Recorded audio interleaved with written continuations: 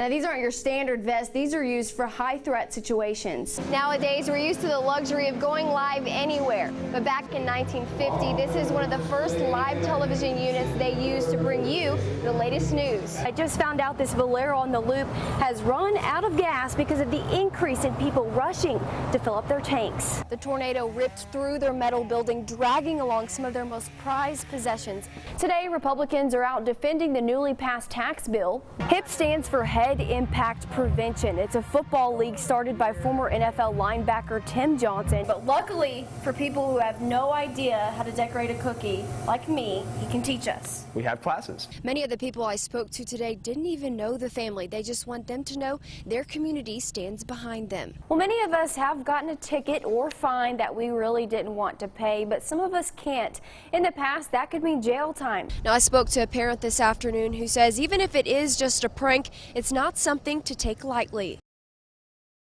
Now, we want to warn you, some may find the video and photos we're about to show you from that incident disturbing. March 27, 2015, Smith County Deputy Wesley Dean was headed to a disturbance call. Minutes later, he was attacked by DeBrett Black. When you come and me stepping on, your dude get beat the up. Dean suffered a broken nose and 2 black eyes. In the responding officer's report, Dean stated he was afraid for his life and attempted to pull out his gun to protect himself, but Black tried to grab it from him. You better watch out for us disabled veterans, and you better start treating us a little bit better with that bull.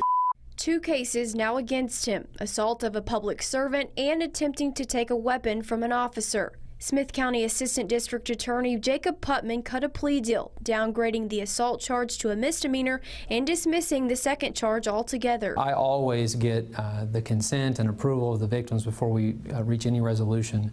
And in this case, I spent quite a bit of time with the deputy that was injured in that video, and it was at his request that we reduced the charge.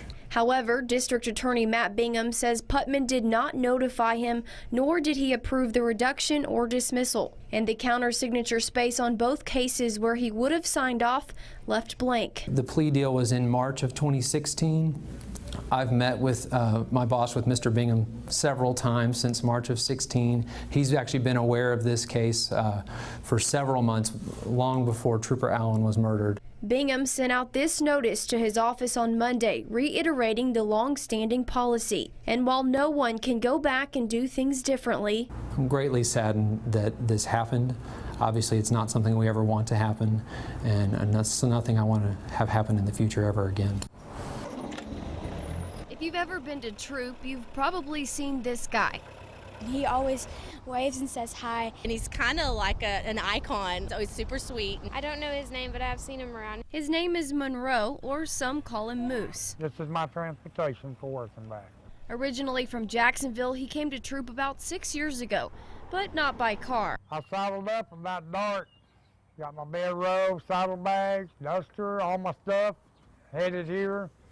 Stayed with my daughter, and I've been here ever since. Now he's mostly known for driving this 1948 model tractor. I live about 7 miles out. I drive 7 miles in every day, go to Valero, have coffee for an hour and a half. Most of the time I see him at Berkshire. He makes frequent stops there too. It was just mind-boggling, but he's a really nice guy, but he uses it for his work, so he hauls stuff around town. He's a mechanic. I work on raised 18-wheelers, hydraulics, skidders. Normal maintenance repair, I do it myself. And he's awfully proud to live in what they call Troop America. When I met Troop, I met a real town. Real good people, and I love them to death. I'm not leaving Troop. This is where I'll die, right here. He says he has an 1800s era mindset. I love it. It's so much fun. And he's perfectly okay with that. New details about a 2-year-old boy who nearly drowned in a pond in front of his family's house in Tyler Monday afternoon. Fox 51 spoke to the family as the little boy and his mother arrived home after spending 3 days in the hospital. Please. Other than a Band-Aid on his arm, you'd never know Trevor Sanders nearly drowned on Monday. He was playing on the porch, and I went inside for a minute to go help my dad with some dinner. That's when her 3-year-old dog Cisco alerted her to the danger her son was in. I picked him out of the pond, and he was already blue. I went and laid him down. Come on. Next thing I knew, she was screaming and hollering, and he's not breathing, he's gone. Everything went blank. But luckily, Kevin learned CPR nearly 40 years ago in high school. And had him breathing about the time the sheriff's department showed up. You okay, buddy? Talk to me, talk to me. Sheriff's Deputy David Hickey helped remove any water Trevor may have ingested. He hollers for me all the time when I'm not around. He's my world. Now, back to the happy-go-lucky 2-year-old he always is. While Trevor was recovering in the hospital, his grandfather and great-grandfather came over and installed extra lattice work and an extra latch to make sure he doesn't get out again. I don't know if he learned his lesson, but I learned mine. And Trevor probably won't remember this terrifying experience. But the rest of us will. Trevor's mom says all he has is a little fluid in his lungs, which she says will eventually go away. His grandfather says this is why schools should require students to learn CPR.